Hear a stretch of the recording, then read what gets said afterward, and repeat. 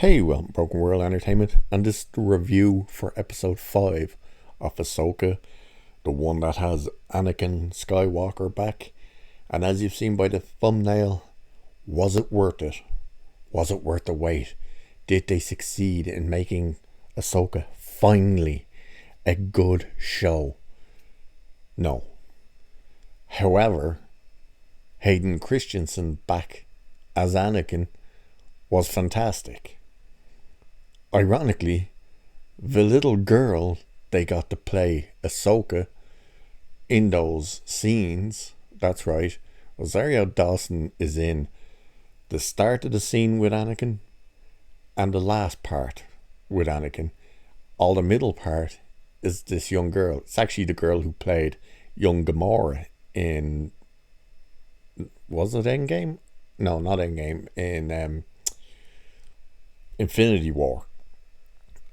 She was good because she actually was able to express emotion.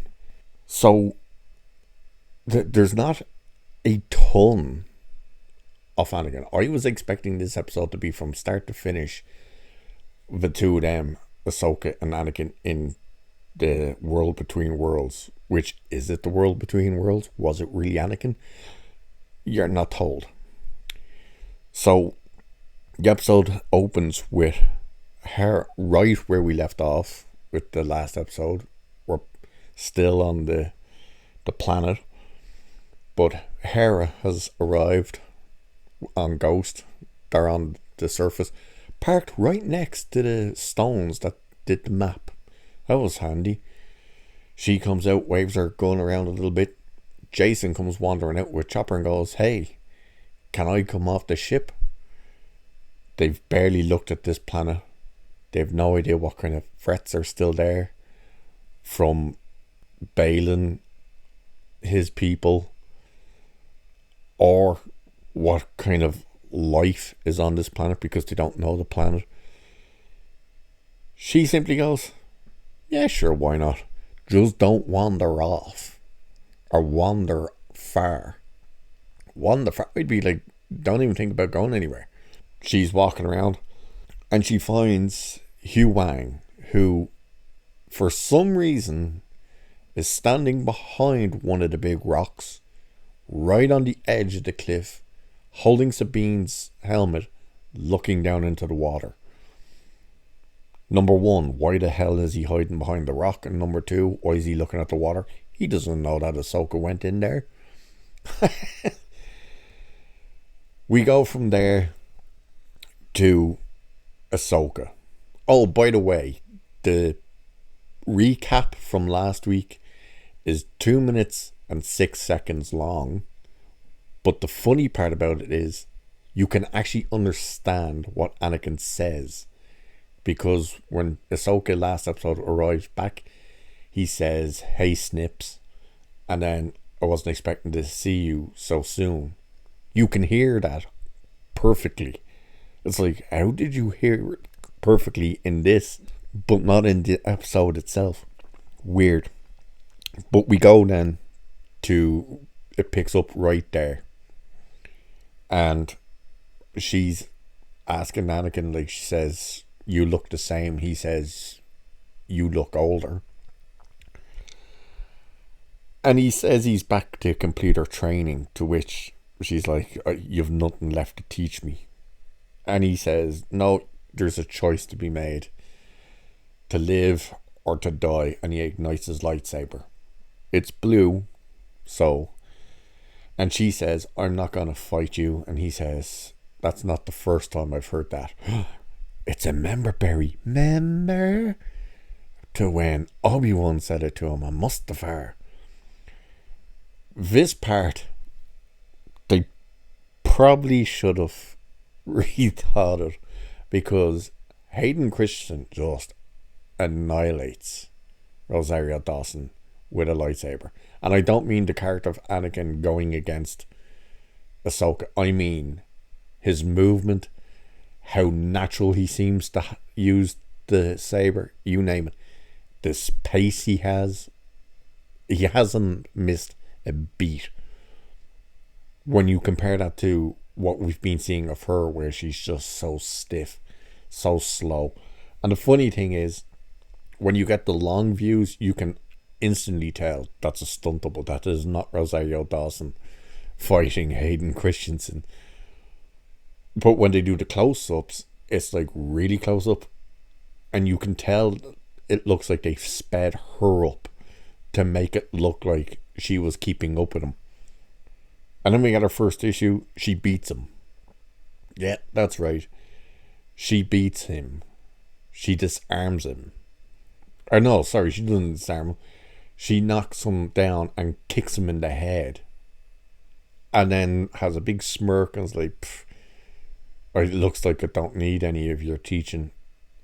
And he says something to her of, I haven't taught you everything yet. And he smashes with the lightsaber the part of the world between worlds barrier that they're standing on. When we go back to her, by the way, everything with Hayden Christensen in it is good. Bar Rosario Dawson, but she has like 1 or 2 scenes with him. But everything else with him is decent. Everything else about the episode is your typical crap. And I'll show you what I mean by this. We go back now. This might have been said prior to us actually going to Ahsoka and Anakin, or it was just after. What's his name? Is it Carlson? I think she calls him Carlson, the X-Wing pilot, is saying how the fleet is coming. That's right, the New Republic are now sending a fleet to the sector and to the planet they refused to send a fleet to, just to bring back a couple of people. Figure that one out. Not to rescue people when they were asked, but now to bring them back because they disobeyed orders. But they're walking around, they're looking at the area. I think this was actually just before the jump to Ahsoka and thing. But they're looking around, they go, where is everybody? And they can't figure it out. I don't know. Really, where is everyone? And you don't know. Maybe they were in the giant fucking space ring that just blew past you at hyperspace and almost killed you. Quite possible they were all on that. You fucking morons. How do you suddenly go, where is everyone? Oh, I don't know. Possibly on the space donut. But he's saying the fleet is coming, they have to leave, and she's like, we're not leaving without finding Ahsoka and Sabine. While she's saying that, Jason is trying to get her attention, and they eventually get her attention. She's like, what is it? And he's like, there's something in the water. She looks to Chopper does this little beep beep, and they're like, no, his scanners aren't picking up anything. He would have been able to sense it, and we've done laps around. And he goes, no, listen. So she stands, and this ends up being a confusing scene. He closes his eyes and he's listening, and she's listening. She goes, what? It's the waves crashing. He repeats, no, can't you hear it? The lightsabers. He can hear Ahsoka and Anakin fighting. But the camera pans to Hera. You're still hearing that, and the camera starts zooming into her face, to which she starts smiling, opens her eyes, looks to Jason, says thank you, and tells Carlson, hey, we're doing more runs of the ocean. Did they just hint that Hera could hear the lightsaber battle between Anakin and Ahsoka? Oh, so stupid. But then we're back to them. This is actually where he cuts the big walkway thing in the world between worlds. And this is the end of Rosario Dawson for a little bit.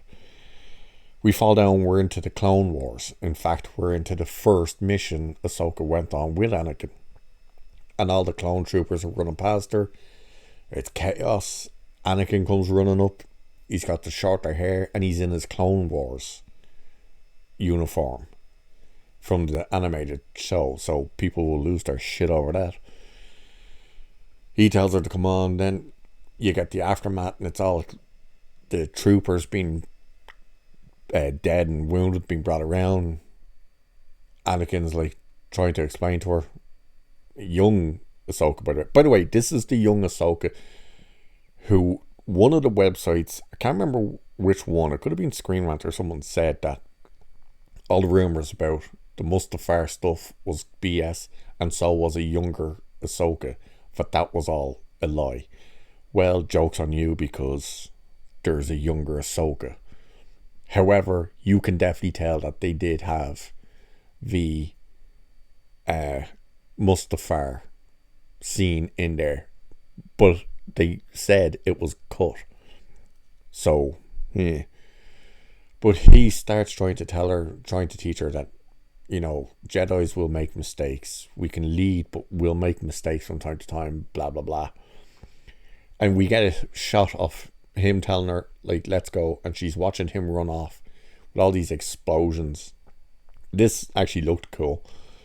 With all these explosions, you see his silhouette with his lightsaber out, the clone trooper, and then it would go dark, and then the next flash, and it was Vader with a red lightsaber, and it would go back, and then flash again, and use back to Anakin.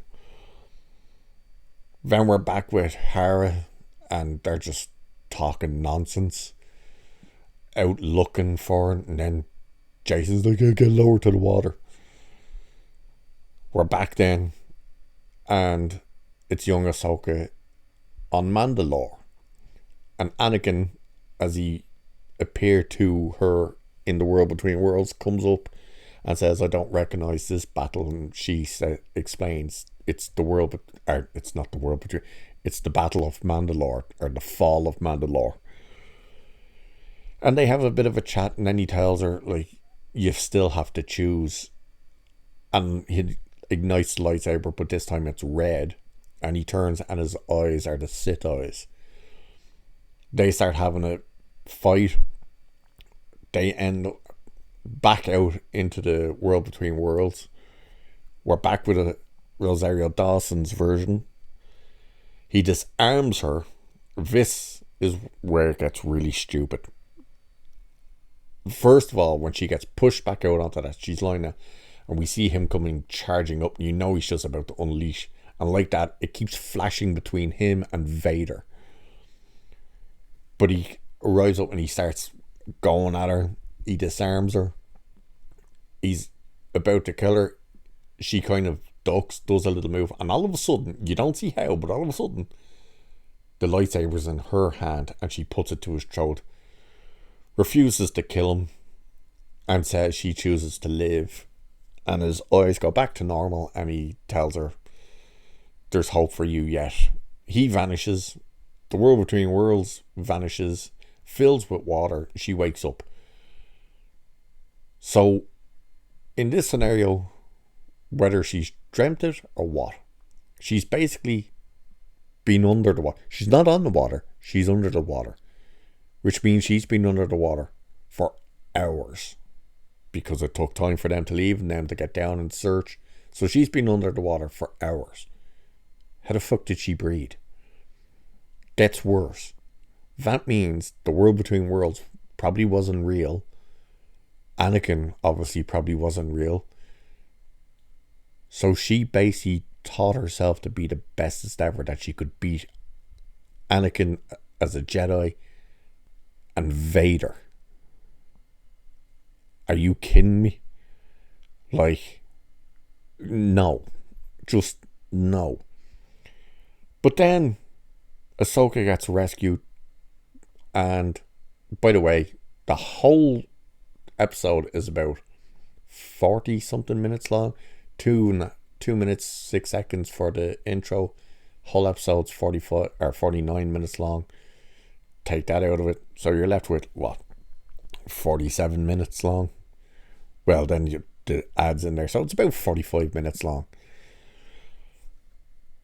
The whole Anakin stuff is roughly 15 minutes, 10 to 15 minutes, and then it's done. Then we're just back to bullshittery episode. And every time you leave Anakin, the episode falls apart. But now all of a sudden, Ahsoka wakes up. She's been asleep for a day. She's now fucking Gandalf the White. What I mean by that is, she is now in white garbs. Her robe, everything is white. So she went from wearing grey to now she's wearing white. Oh, I wonder if a font is going to change. We're going to be in somewhere else. This is how Mustafar was created. She thinks she knows how to find Sabine, where they went. She uses the Force, holding the broken map. Hears what happened, realizes, oh, she gave it to Balin, they left. And she has a plan how to get there, because what's back? That's right, fucking space whales. So the fleet arrive. Hera tells the 3 X-Wing pilots, hey, go up and distract them, don't let them land on the planet, we gotta get this shit done. Hera, Jason and Ghost fly alongside Sabine, or not Sabine, Ahsoka and Huang in whatever the hell their ship is called, flying amongst all the space whales, while Carson or Carlson, whatever the hell he's called, is just trying to give some weird bullshit excuse to the captain of the fleet. By the way, the fleet is 3 ships, and it's led by, you've guessed it, woman boss. That's right, the captain of the main ship is a woman. Star hers. And their way they're distracting them is to just fly past the windows constantly. Ahsoka walks out onto the wing of the ship again. That's right. In front of a gigantic space whale. There's smaller ones, and then there's a gigantic. And then turns out she turns into a fucking Vulcan because she practically mind melds with the space whale to convince it to let them into its mouth to hitch a ride, hoping that it's going to where Sabine and Balin and all them went. It does so, it opens its mouth, they fly in. All the space whales fly up in space. Hera contacts the fleet and tells them, you better get out of the way. And they see the space whales.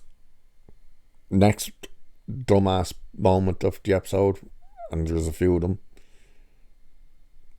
Captain Woman here says, evasive maneuvers. Well, their evasive maneuver seems to be just fly straight at the fucking whales, because the ships don't turn. And the space whales just go flying past them. You're like, what the fuck? Space whales decide they're going into the hyperspace. And this has to be the dumbest moment next to Hera and Carlson, whatever the fuck he's called, asking where did everybody go when they saw the space donut fucking fly off. Huang asks Ahsoka, are we sure we know that they're going to take us to where Sabine and the rest of the nutballs went? Ahsoka says, I have no clue. And he's like, what do you mean? He goes, yeah, I have no clue, but anywhere's better than here. And she's all happy about this. It's like, hold up, you're trying to find your friend, you're trying to stop Thrawn from being brought back, you're trying to do all this. Now you're about to be hyperspaced in a whale to a different galaxy, and you think it's great because, hey, as long as it's not here and we're just somewhere else, it's going to be cool. What? How does... Oh, Jesus Christ. And it ends with the space whales going into hyperdrive, which, by the way, they do so by opening their tails and their asshole lights up and off they go. I kid you not, their asshole is their engine. So, like, did they basically just fart themselves into another galaxy? But that's the episode. So once again, everything with Hayden Christensen was great. He didn't miss a beat with the lightsabers. His performance was good. The conversations he had with the young Ahsoka was good. That girl was good. Everything else about this episode was absolute dog shit. I have no idea why Hera is even in this, because she does fucking nothing. And I suppose we're finally gonna get Thrawn in the next episode, probably at the end of the next episode, which means we'll have one episode with him in the whole series. But anyway, there you go. That's the review for episode 5 of Ahsoka. Can't wait for this show to end, because it's fuck me. So was it worth that wait, and was it worth bringing Hayden Christensen back? No, absolutely not. And for your people will probably go, oh, they need to give him his own show. No, don't, because you know they'll just destroy it. But there you go. And with that, I will leave it there for this one. So cheers, and I'll catch you in the next one.